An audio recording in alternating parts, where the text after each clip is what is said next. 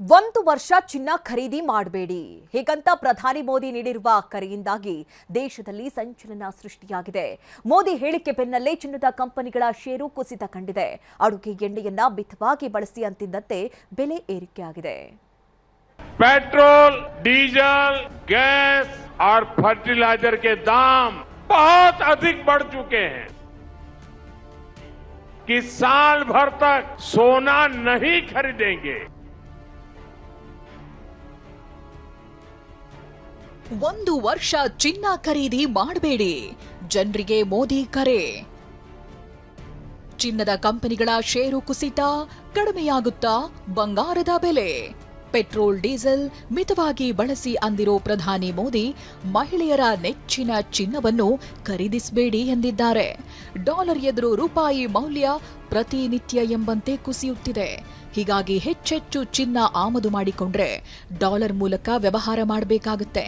ಇದರಿಂದ ದೇಶದ ಆರ್ಥಿಕತೆಗೆ ಹೊಡೆತ ಬೀಳುತ್ತಿದೆ ಅನ್ನೋ ಕಾರಣಕ್ಕೆ ಚಿನ್ನ ಖರೀದಿ ಮಾಡಬೇಡಿ ಅಂತ ಪ್ರಧಾನಿ ಮೋದಿ ಕರೆ ನೀಡಿದ್ದಾರೆ. हम सोने के गहने नहीं खरीदेंगे. ಹಾಗಾದ್ರೆ ಮುಂದಿನ ಒಂದು ವರ್ಷ ಚಿನ್ನ ಖರೀದಿಸಬೇಡಿ ಅಂತ ಮೋದಿ ಹೇಳಿದ್ಯಾಕೆ ಅನ್ನೋದನ್ನ ನೋಡೋದಾದ್ರೆ, ಭಾರತ ಅಪಾರ ಪ್ರಮಾಣದಲ್ಲಿ ಚಿನ್ನವನ್ನ ಆಮದು ಮಾಡಿಕೊಳ್ಳುತ್ತೆ. ಆಮದು ಮಾಡಿಕೊಳ್ಳುವಾಗ ಅಮೆರಿಕನ್ ಡಾಲರ್ಗಳಲ್ಲಿ ಪಾವತಿಸಬೇಕಾಗುತ್ತೆ. $1 ಮೌಲ್ಯ ಸದ್ಯ 95 ರೂಪಾಯಿ 10 ಪೈಸೆ ಇದೆ. ಭಾರತ ಹೆಚ್ಚಾಗಿ ತೈಲ, ಅಡುಗೆ ಎಣ್ಣೆ, ರಸಗೊಬ್ಬರ, ಚಿನ್ನವನ್ನ ಆಮದು ಮಾಡಿಕೊಳ್ಳುತ್ತಿದ್ದು, ಇದಕ್ಕಾಗಿ ಪ್ರತಿ ವರ್ಷ $240 ಬಿಲಿಯನ್ ನಷ್ಟು ಹಣ ವ್ಯಯಿಸುತ್ತಿದೆ.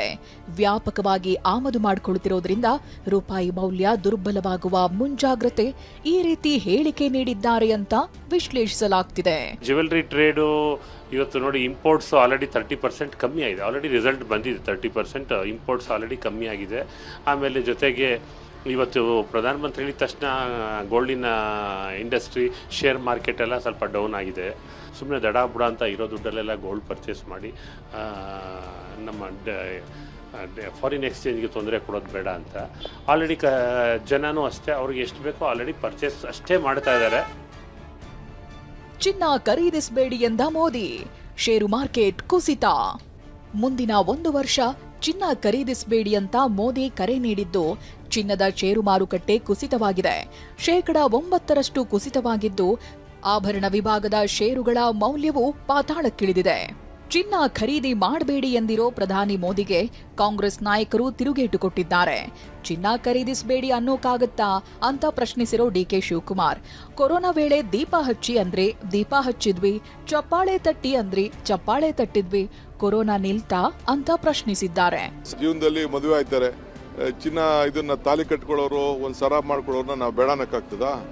ಸೊ ಅದೆಲ್ಲ ಮಾಡಕ್ಕಾಗಲ್ಲ. ಈ ಬಗ್ಗೆ ಹುಬ್ಬಳ್ಳಿಯಲ್ಲಿ ಮಾತನಾಡಿದ ಸಾರ್ವಜನಿಕರು, ದೇಶ ಸಂದಿಗ್ಧ ಪರಿಸ್ಥಿತಿಯಲ್ಲಿರುವಾಗ ತ್ಯಾಗ ಮಾಡಿದ್ರೆ ತಪ್ಪೇನು ಅಂತ ಪ್ರಶ್ನಿಸಿದ್ದಾರೆ. ಮೋದಿಯವರು ಹೇಳಿದ್ದನ್ನ 100% ನಾವು ಸ್ವಾಗತ ಮಾಡ್ತೀವಿ.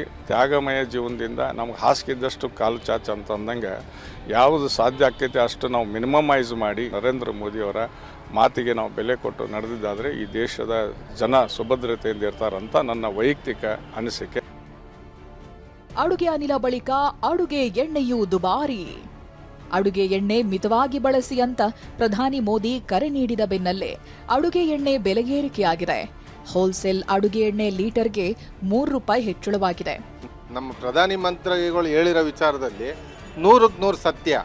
ಜನ ಅದನ್ನು ಇವತ್ತಲ್ಲ ನಾಳೆ ಅವರೇ ಅವೇರ್ನೆಸ್ ಬಂದು ಬಳಸಲೇಬೇಕಾಗತ್ತೆ. ಕಡಿಮೆ ಆರೋಗ್ಯ ದೃಷ್ಟಿಯಿಂದ 10 ಲೀಟರ್ ಮೇಲೆ ₹30, ₹40 ಈ ಥರ ಎಲ್ಲ ಜಾಸ್ತಿ ಆಗ್ತದೆ ಬಾಕ್ಸು.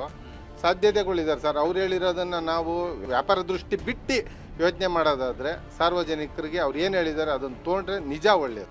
ಬಂಗಾರ ಖರೀದಿ ಮಾಡಬೇಡಿ, ಅಡುಗೆ ಎಣ್ಣೆ ಮಿತವಾಗಿ ಬಳಸಿ ಅಂತ ಪ್ರಧಾನಿ ಮೋದಿ ಕರೆ ನೀಡಿರೋದು ದೇಶಾದ್ಯಂತ ಸಂಚಲನ ಸೃಷ್ಟಿಯಾಗಿದೆ.